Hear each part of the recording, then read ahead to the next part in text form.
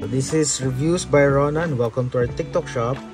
So for today's video, let's check out the new color palette of Guju Dokyu rechargeable mini fan. So this is the viral fan na ginagamit din ng mga artista.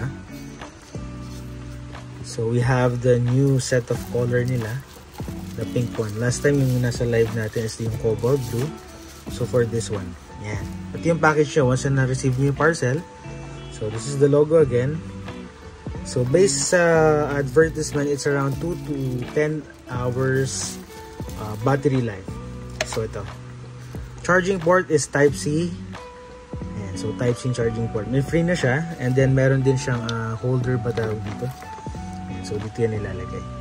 Alright, and then meron pang ibang colors ito. So as of now, we do have pink and blue pa lang. So this is the switch on.